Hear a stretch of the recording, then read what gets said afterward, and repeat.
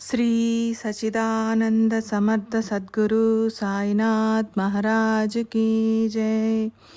శ్రీ సద్గురు సాయినాథాయ నమః. శ్రీ సాయి సచ్చరిత 3వ అధ్యాయము. ఈ అధ్యాయంలో శ్రవణ ప్రయోజనం, బాబాను ఎలా పూజ చేయాలన్న వివరణ, రోహిల్లా నామస్మరణకు బాబా మద్దతునివ్వడం శ్రవణం చేద్దాం. సాయిబాబా నాకు పూర్తి ధైర్యాన్నిచ్చి నా చరిత్రను వర్ణించటానికి నీకు నా సంపూర్ణ అనుమతి ఉంది. నీవు నీ పనిని చేయి, ఏమాత్రం భయపడకు. నా మాటల యందు పూర్తి విశ్వాసముంచు, నీ మనసును దృఢపరుచుకో. నా లీలలను రచిస్తే అజ్ఞాన దోషం తొలగిపోతుంది. వానిని భక్తిభావంతో శ్రవణం చేస్తే ప్రపంచంపై ధ్యాస మాయమవుతుంది. శ్రవణమనే సాగరాన భక్తి ప్రేమామృతం అనే అలలు లేస్తాయి. వానిలో మరలా మరలా మునకలు వేస్తే జ్ఞానరత్నాలు లభిస్తాయి. ఈ చరిత్ర రచన నా అవతార కార్య సార్థకత. ఇదే నేను పదే పదే చెప్పేది. దీని గురించే నా చింత అని చెప్పారు. ఈ మాటలు వినగానే నా మనసులోని సంశయాలు దూరమయ్యాయి. సాయి పాదాలకు ప్రణమిల్లి చరిత్రను వ్రాయనారంభించాను. శ్రీహరి అమాయక భక్తుల కోసం తహతహలాడుతాడు. ప్రేమ కోసం భక్తుల ఆధీనంలో ఉంటాడు. కానీ డాంబికులకు సదా దూరంగా ఉంటాడు. శ్యామ, మరో మాట చెబుతాను. ప్రేమతో నా నామాన్ని స్మరించే వారి సకల కార్యాలను పూర్తి చేసి వారి ప్రేమను పెంచుతాను. నా చరిత్రను, నా మహిమలను ప్రేమతో గానం చేసేవారి ముందు వెనుక నలుదిక్కులా నిలిచి ఉంటాను. నా కథా సంకీర్తనలు చేసేవారెవరైనా సరే వారికి ఎల్లప్పుడూ ఆనందాన్ని, సుఖశాంతులను ప్రసాదిస్తాను. ఇది నా సత్యవచనమని నమ్ము. నా అనన్య శరణుజొచ్చి విశ్వాసంతో నా భజన, నా ధ్యానం, నా స్మరణ చేసేవారిని నేను ఉద్ధరిస్తాను. ఇది నా ప్రతిజ్ఞ. నా యందు భక్తితో నా నామాన్ని జపిస్తూ, నా లీలలను గానం చేస్తూ నిరంతరం మనసులో నా ధ్యానం చేసేవారికి విషయసుఖాలు ఎలా గుర్తుకు వస్తాయి? నేను నా భక్తులను మృత్యుముఖం నుండి లాగేస్తాను. నా ఈ కథలను శ్రవణం చేసినంత మాత్రాన రోగ నివారణమవుతుంది. శ్రవణం చేసిన తరువాత మననం, నిధిధ్యాసనం చేస్తే శాంతి లభిస్తుంది అని బాబా చెప్పారు. సాయి సాయి అనే నామస్మరణ కలియుగంలోని సకల దోషాలను దహించి వేస్తుంది. సాయికి ఒక్క సాష్టాంగ ప్రణామం చేస్తే వాక్కుతో పలికిన పాపాలు, చెవులతో విన్న పాపాలు నశించిపోతాయి. వారు ఒకరి ద్వారా మందిరాన్ని నిర్మాణం చేయించారు, మరొకరిని హరికథా కీర్తనాదులలో నిమగ్నులను చేశారు, ఇంకొకరిని తీర్థయాత్రలకు పంపారు, నన్ను వ్రాయటానికి కూర్చోబెట్టారు. ఒకరు అర్చన, మరొకరు పాద సంవాహన సేవ చేయగా నా మనసు సాయి గుణ సంకీర్తన చేయాలని ఉబలాట పడుతుంది. కృతయుగంలో ధ్యానం, త్రేతాయుగంలో యజ్ఞయాగాదులు, ద్వాపరయుగంలో అర్చనల ద్వారా లభించేవన్నీ కలియుగంలో భజనలతో, నామ సంకీర్తనలతో ప్రాప్తిస్తాయి. చేతిలోకి కలం తీసుకోగానే బాబా నా అహంభావాన్ని హరించివేసి తమ కథలను తామే వ్రాసుకున్నారు. ఈ అంధునికి ఊతకర్రలా మీరు తోడుగా ఉండగా ఇక మరి నాకేం కష్టం? మీ వెంట సులువైన మార్గాన నడుస్తాను. నాకు బుద్ధిని ప్రసాదించి మీ కార్యాన్ని మీరే సాధించుకోండి. సాయినాథుని మధురమైన కథలు సముద్రంలో దీపస్తంభాల వలె దారి చూపి భవసాగర మార్గాన్ని అతి సులువుగా దాటింపచేస్తాయి. బాబా యొక్క నిర్మలమైన యశస్సును వర్ణిస్తే, ప్రేమతో శ్రవణం చేస్తే భక్తుల కల్మషాలు దహించుకుపోతాయి. ఇది పరమార్థానికి సులభ సాధనం. కలియుగంలో పరమార్థానికి సులువైన సాధనం నామస్మరణం, కథాకీర్తనలు. బ్రాహ్మణాది 4 వర్ణాలకు గురుకథా శ్రవణం సాధనం. స్త్రీలు గాని శూద్రులు గాని అందరికీ ఇది ఒక్కటే సాధన.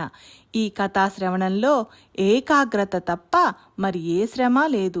మనం ప్రపంచ బంధనాల్లో బాగా పెనవేసుకుని పోయి ఉన్నాం. అందువల్ల మన నిజస్వరూపం మరుగున పడింది. ఈ బంధనాలు కథాశ్రవణంతో వదిలై విడిపోతాయి. అప్పుడు ఆత్మ సాక్షాత్కారం కలుగుతుంది. ఈ కథలను భక్తిభావంతో చదువుతున్నా, వింటున్నా సాయిపై ధ్యానం సహజంగా కుదిరి దానితో వారి సాకార సగుణ రూపం కళ్ళలో కనిపించి చిత్తం వారి యందు దృఢంగా నిలిచిపోవాలి. అప్పుడు సద్గురువు యందు భక్తి కలిగి, సంసారమందు ప్రపంచమందు విరక్తి కలిగి, గురుస్మరణ యందు ప్రీతి కలిగి మనసు నిర్మలంగా ఉంటుంది. క్రీస్తు శకం 1916 సంవత్సరంలో గురు పౌర్ణమి రోజు అన్నా చించినీకర్ తనంతట తానే బాబాతో నా గురించి సిఫారసు చేసి, ఇతనిది పెరుగుతున్న సంసారం, వేరే ఉద్యోగంలో ఉంచి ఇతని చింతను దూరం చేయండి అని ప్రార్థించాడు. బాబా, ఇతనికి ఏదో ఒక ఉద్యోగం లభిస్తుంది, ఇప్పుడు నా సేవ చేయని ప్రపంచం సుఖమయమవుతుంది, ఇతని పళ్ళాలు ఎప్పుడూ నిండి ఉంటాయి, యావజ్జీవం ఖాళీ కావు, భక్తితో నా వాడై ఉంటే ఇతని ఆపదలను హరించి వేస్తాను, ఎలా ప్రవర్తిస్తే మాత్రం చెడిపోయేదేముంది అని అనేవారు మూర్ఖులు. ధర్మాచరణను త్యజించిన వారి సహవాసాన్ని విడిచిపెట్టాలి. అలాంటి వారిని భయంకరులుగా తలచి వారు ఎదురుపడితే పక్కకు తొలగిపోవాలి. వారి నీడలోనైనా ఉండకూడదు. కష్టాలను సహించాలి. ఆచారహీనులు, శీలభ్రష్టులు, బుద్ధిహీనులు, మంచి చెడు తారతమ్యం తెలియని వారు తమ మనోభీష్టాలను ఎలా పొందుతారు? ఏ రుణానుబంధం లేకుండా ఎవరూ మన వద్దకు రారు. శ్వానసూకరాలైనా దోమలైనా అంతే. కనుక చీచీ పోపొమ్మని ఎవరినీ తరిమివేయకండి. ప్రేమతో భక్తిభావంతో నా సేవ చేస్తే అక్షయమైన నిధి ప్రాప్తిస్తుంది. కోరిక బుద్ధిలో జనిస్తుంది, దీనికి ఆత్మతో సంబంధం లేదు అని చెప్పారు. కోరికలు అనేక రకాలు. నేను ఎవరు అని నిశ్చయంగా తెలుసుకోగానే సూర్యుని కిరణాలకు కరిగిపోయే మంచులా అవి కరిగిపోతాయి. నేను మనసు, బుద్ధి, ఇంద్రియాలతో కూడిన విరాట్ స్థూల శరీరాన్ని కాను. అగోచరమైన హిరణ్య గర్భ సూక్ష్మ శరీరాన్ని కాను. నేను అనాది అయిన సనాతన సాక్షిని.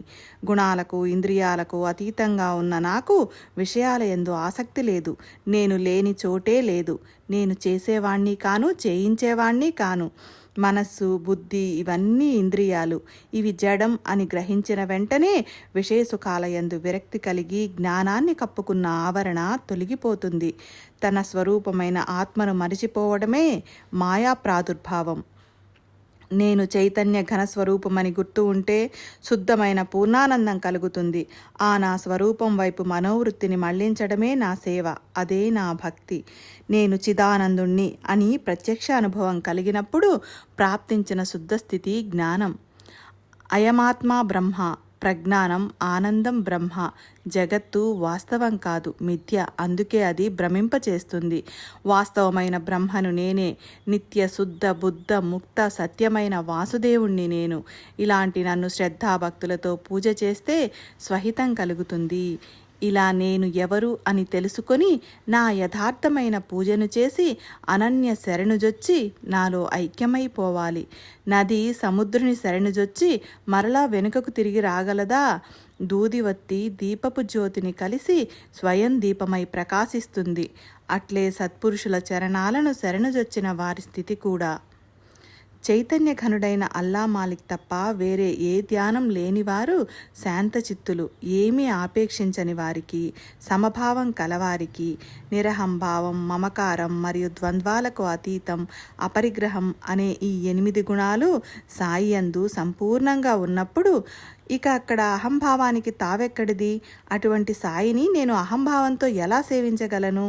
విశ్వమంతా నిండి ఉన్న వారి అహంభావం యొక్క చిన్న అంశమే నాలోని అహం. దీనిని సాయి చరణాలయందు సమర్పించటమే నా సంపూర్ణ సేవ. అనన్యంగా శరణుజొచ్చి నా సేవ, నా భజన చేసేవారు నా రూపాన్ని పొందుతారు అని శ్రీకృష్ణ భగవానుడు భాగవతంలో చెప్పాడు. భ్రమరాన్ని ధ్యానించే కీటకం భ్రమరమైపోయేలా గురువును ఆరాధించే శిష్యులు గురు సమానులైపోతారు. శిష్యుడు లేక గురువుకు గురుత్వం లేదు. అట్లే శిష్యత్వం గురుత్వం కంటే భిన్నం కాదు. ఒక రోహిల్లా షిరిడీకి వచ్చి చాలా రోజులున్నాడు. బాబా గుణాలకు ఆకర్షింపబడి బాబాను ప్రేమించసాగాడు. పగలైనా రాత్రైనా మసీదులో ఉన్న, చావడిలో ఉన్న అత్యంత ఆవేశంతో గట్టిగా కల్మాను పఠించేవాడు. సాయి మహారాజు శాంతమూర్తి. కానీ గ్రామస్తులు చాలా విసిగిపోయారు. అర్ధరాత్రి కూడా అతని కేకలు వారికి నిద్రాభంగం కలిగించేవి. వారికి రోహిల్లాపై క్రోధం కలిగింది. అసలే రోహిల్లా తలతిక్క మనిషి, పైగా అతనికి బాబా మద్దతు. దాంతో అతడు అదుపు లేకుండా మరింత రెచ్చిపోయాడు. గర్వంగా ఇష్టం వచ్చినట్లు నోరు పారేసుకోసాగాడు. హద్దుమీరి ప్రవర్తించడంతో ఊరి వారంతా బాబా వద్ద మొరపెట్టుకోవాలని వెళ్లారు. కానీ బాబా వారి మాటలను లక్ష్య పెట్టలేదు. పైగా రోహిల్లాను బాధ పెట్టకండి, నాకతడు అత్యంత ప్రియుడు, అతడలా అరవటం నాకు చాలా మంచిది, పరోపకారం చేసే ఆ రోహిల్లా నాకు చాలా సుఖాన్ని కలిగిస్తాడు, నాకు అదే ఇష్టం.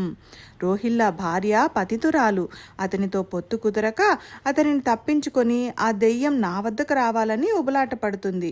అతని కేకలు ఆగిపోతే ఆ సందు చూసుకొని ఆ దుర్బుద్ధి జొరబడాలని చూస్తుంది. అతడు గట్టిగా అరుస్తుంటే అది తప్పక పారిపోతుంది. అందువల్ల అతని జోలికి ఎవరూ పోకండి అని సాయి మహారాజు చెప్పగా బాబా మనసులో ఏ బాధ లేదు కదా, ఇక మనకేం పని అని అక్కడితో ఆ సమస్య ఆగిపోయింది. హరినామాన్ని వినటానికి ఇష్టపడని వారిని బాబా తమ దరికి చేరనిచ్చేవారు కాదు. మద్భక్త యత్ర గాయంతి అన్న భగవంతుని వచనాన్ని నిరూపించడానికి బాబా ఈ విధంగా అనుభవాన్ని చూపించారు. రోహిల్లాకు భార్య ఎక్కడిది, అది బాబా వద్దకు వెళ్ళటం ఏమిటి? ఈ విధంగా నామస్మరణ యందు ప్రీతిగల రోహిల్లా సాంగత్యం నాకిష్టం అంటే నాకు నామస్మరణ ప్రీతి అన్న తమ అభిప్రాయాన్ని తెలియచేశారు బాబా. రోహిల్లా పిచ్చి ఫకీరులా కనిపించినా అతనికి బాబాపై అత్యంత గౌరవాదరాలు. ఒకరోజు మధ్యాహ్న ఆరతి అయిన తర్వాత భక్తులు తమ వసతులకు బయలుదేరుతుండగా బాబా నోటి నుండి వెలువడిన మధుర వచనాలను వినండి. మీరెక్కడున్నా ఏం చేస్తున్నా మీ చర్యలన్నీ ఎప్పుడూ నాకు తెలుస్తాయని సదా గుర్తుంచుకోండి. ఇలా తెలియజేసిన నేను సర్వాంతర్యామిగా అందరి హృదయాల్లో ఉండేవాణ్ణి, అంతటా చరించేవాణ్ణి, ఇలా అందరికీ స్వామిని. నేను లోపల బయట చరాచర సృష్టిలో అన్ని ప్రాణులలో నిండి మిగిలి ఉన్నాను. ఇదంతా పరమేశ్వరునిచే నియమింపబడినది.